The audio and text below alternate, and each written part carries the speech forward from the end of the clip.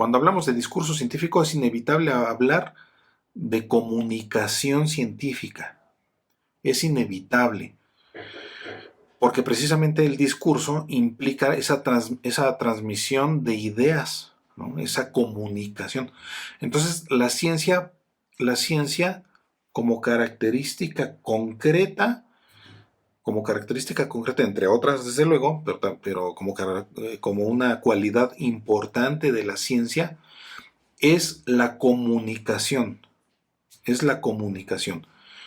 Tanto que algunos autores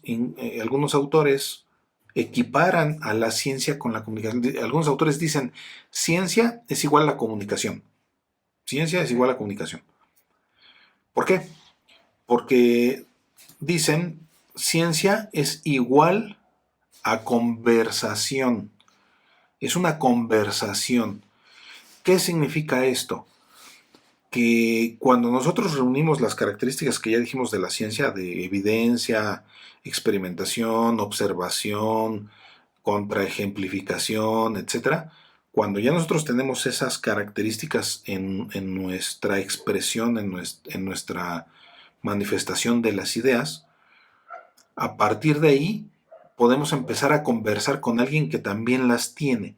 Y esa conversación entre dos personas que expresan o que se transmiten mutuamente esas ideas con esas características, es precisamente un sinónimo de ciencia. Entonces la ciencia es conversación, es conversación.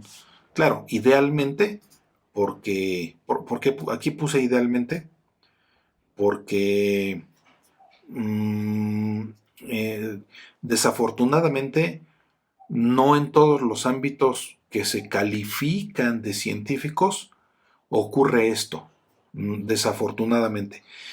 Por eso, idealmente, la ciencia debe ser conversación. En otras universidades, por ejemplo, en otras universidades del mundo, de países desarrollados, ¿no? Por ejemplo, los científicos sostienen conversaciones frecuentes, discusiones frecuentes, con mucha frecuencia y con mucha duración, o sostienen los científicos conversaciones y discusiones con los demás científicos. ¿Por qué? Porque esto ayuda a que la ciencia crezca. Ajá. Pero estoy hablando de otros países. En México sí ocurre, pero de forma muy leve, muy, muy leve. No ocurre como debería de ser, esta conversación, pero por eso debe ser es un tópico ideal. Sí ocurre, repito, pero no como debería. Entonces, bueno, la ciencia es un sinónimo de conversación, pero idealmente debe de serlo, ¿no? Debe de seguirlo siendo. También la ciencia, en consecuencia, ¿no? En consecuencia con todo esto, la ciencia es una actividad social. Es una actividad social, ¿no? Aparte, desde luego, del método científico que ya habíamos nosotros revisado, aparte del método científico que ya sabemos en qué consiste y cuáles son sus etapas y sus pasos y etcétera, sus etapas, sus fases, aparte de eso, la ciencia es sinónimo de actividad social. ¿Por qué? Porque la ciencia debe de ser desarrollada de manera comunitaria, de manera colegiada, entre varias personas. Cuando se hace de esta manera, la ciencia crece con una mayor fuerza. Sí se ha hecho ciencia de forma individual, tenemos ejemplos incluso históricos, por supuesto, de genios filósofos científicos en la historia, en donde de manera individual han producido conocimiento nuevo.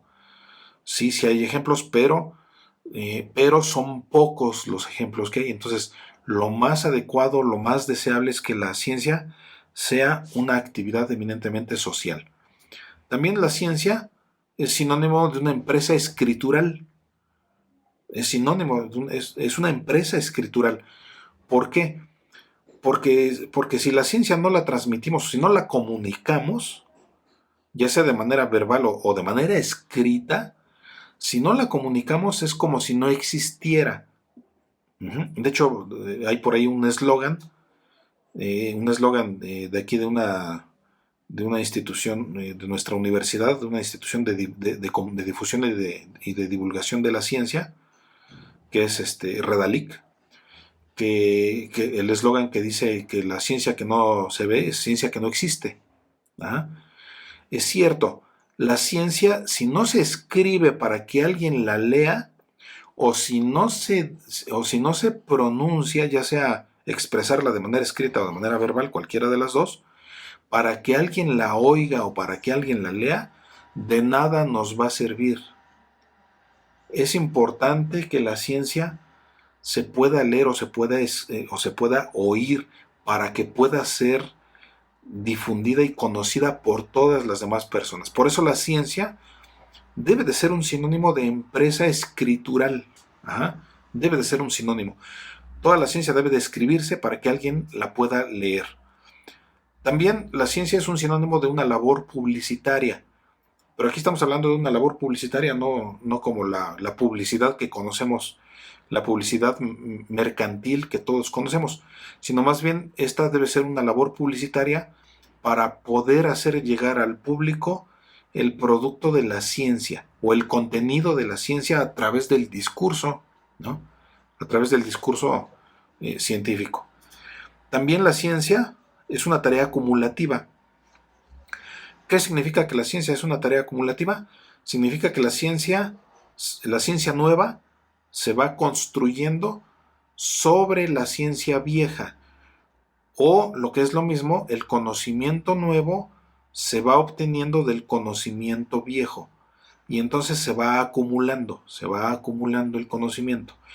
Hoy en día, por ejemplo, ya no tenemos necesidad de inventar la rueda, porque alguien ya la inventó quién sabe cuándo.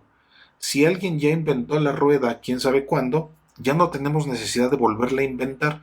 ¿Por qué?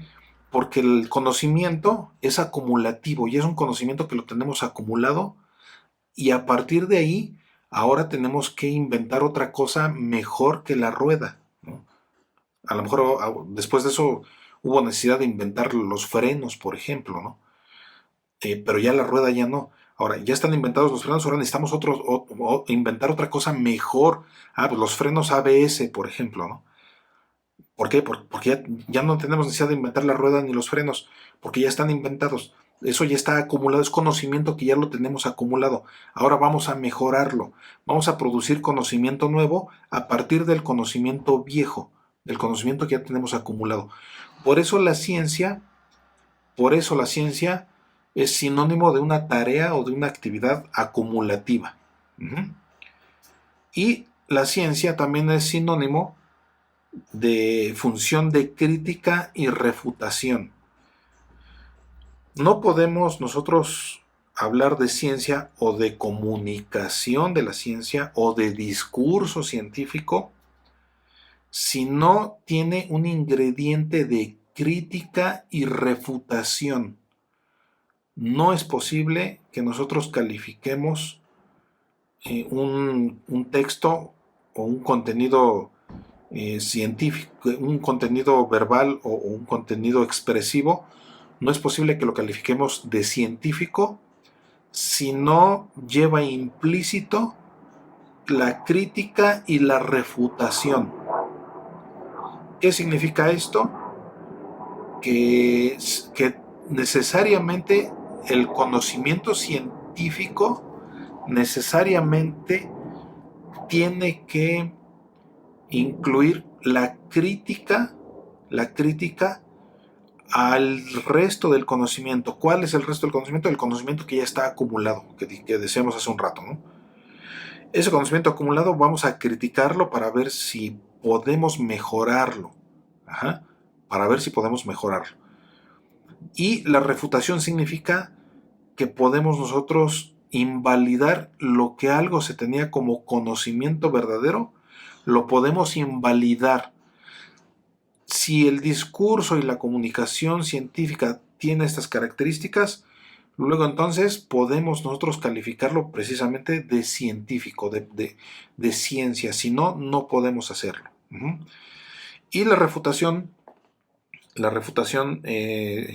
la refutación se permite invalidar el conocimiento viejo y crear conocimiento nuevo y mejor para desde luego otorgar soluciones a la realidad social, ¿no? A la comunidad social.